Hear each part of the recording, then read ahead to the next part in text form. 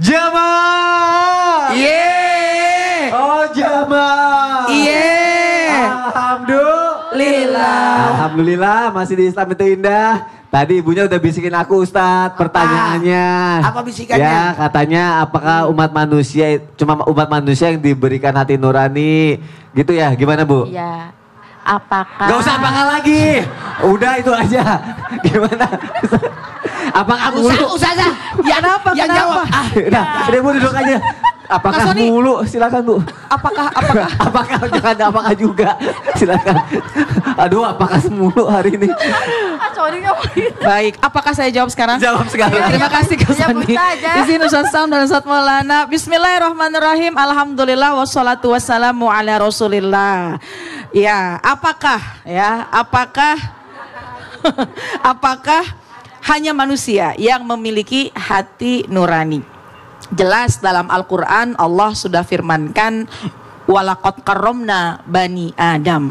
Sesungguhnya Allah telah memuliakan dan mengistimewakan anak keturunan Nabi Allah Adam alaihissalam. Walaqad karramna bani Adam. Sesungguhnya kami telah memuliakan Nabi Allah Adam alaihissalam beserta dengan anak dan keturunan-keturunannya. Oleh karena itu, ya itulah kita manusia bersyukur kita kepada Allah. Kita ini diciptakan dengan sebaik-baik penciptaan oleh Allah Subhanahu wa taala dengan bentuk yang sangat sempurna. Kemudian juga dengan diberikan akal pikiran, diberikan hati dan juga diberikan hawa nafsu.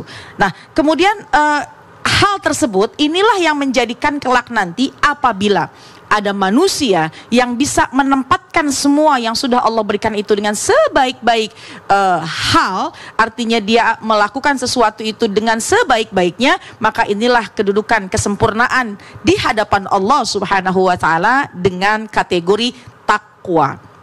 Ya, jadi kalau ditanya, ya manusia diberikan hati nurani dan juga diberikan berbagai macam, tujuannya adalah Allah ingin melihat bagaimana kesempurnaan manusia dalam menggunakan apa yang Allah berikan.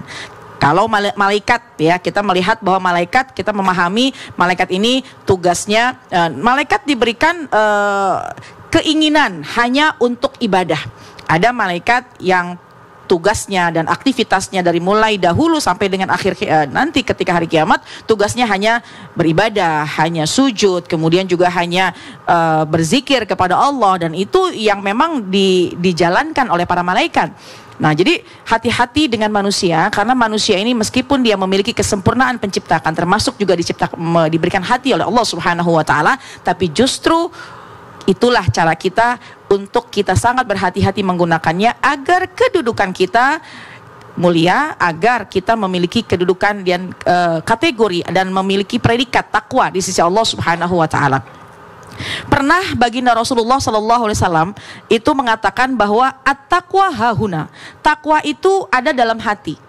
Ya, jadi ketika Allah mengatakan bahwa sesungguhnya inna akramakum innallahi atqakum, sesungguhnya yang paling mulia di sisi Allah adalah orang yang memiliki ketakwaan. Kemudian pernah baginda Rasulullah SAW mengatakan at-taqwa hahuna, takwa itu dalam hati. Jadi oleh karena itu di antara kesemuanya Allah berikan, baik anggota tubuh kita, alhamdulillah kita jaga dengan sebaik-baiknya, an-nazafatu minal iman, jaga kebersihannya, kita rawat jasmani kita, alhamdulillah. Kemudian bagaimana akal pikiran kita pergunakan dengan akal-akal yang baik-baik saja. Tapi yang terpenting adalah yaitu hati nurani.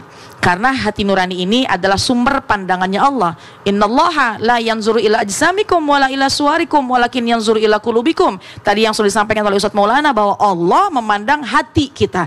Jadi kalau memang seseorang pengen mendapatkan kedudukan mulia di sisi Allah, maka bersyukurlah kita sebagai manusia, kita pergunakan semua yang Allah berikan ini dengan hal-hal yang baik. Terutama kita pergunakan hati ini dengan sebaik-baiknya. Jamaah sekalian, terkadang hati ini memang sudah merasakan keimanan. Terkadang hati nurani pada diri kita manusia sudah memiliki condong kepada hal-hal kebaikan. Tapi hati-hati, begitu mudah setan ini juga punya satu keimanan, cuma mohon maaf setan ini imannya la yazid wa la yankus. Ini imannya setan itu nggak naik, nggak turun, nggak naik. Mohon maaf, imannya setan ini la yazid wa yankus, nggak naik tapi turun terus. Jadi oleh karena itu setan ini selalu mencoba untuk memalingkan kita untuk kita bermaksiat kepada Allah. Jadi perhatikan bagaimana kita menata diri kita, menjalani dan menghidupkan hati nurani kita. Wallahu a'lam. Masya Allah, terima kasih Ustazah. Hati nurani manusia, hati nurani itu adalah yang berhubungan dengan Allah, koneksinya kepada Allah. Dan ingat, hati nurani itu bersifat dinamis, naik turun, naik turun. Naik karena amal ibadah, turun karena dosa. Naik dengan pengetahuan, pembelajaran, bermajelis, bertobat, mencari jalan yang baik, itulah. Tapi ketika hati nurani itu tidak disiram dengan baca Quran, pengajian dan sebagainya, dikhawatirkan hati itu jadi sakit, membeku, bahkan nauzubillah, semua nauzubillah, bisa jadi mati. Untuk itu, ayo tanamkan pada diri kita untuk bisa senantiasa menyiram hati nurani kita dengan membaca Quran, berkumpul orang saleh. Makanya ada namanya obatnya hati. Tahu obatnya hati? Baca Quran, berbanyak zikir, berpuasa, berkumpul orang saleh, bahkan membaca Al-Quran. Dan ingat, jangan lupa salat malam dirikanlah. Amin. Bismillahirrahmanirrahim. Amin. Alhamdulillahi Rabbil Alamin. Allahumma salli ala Sayyidina Muhammadin Nabiyil Ummi wa ala alihi wa sahbihi wa sallim. Allahumma ya muqallibal qulub, thabbit qulubana ala dinika wa ala ta'atik. Ya Allah yang maha membolak-balikkan hati kami, ya Allah, teguhkan hati kami dalam istiqamah beribadah padamu, ya Allah, dan teguhkan hati kami dalam ketaatan hanya padamu, ya Allah. Rabbana la tuzigh qulubana ba'da idh hadaitana wa hab lana min ladunka rahmah innaka antal wahhab.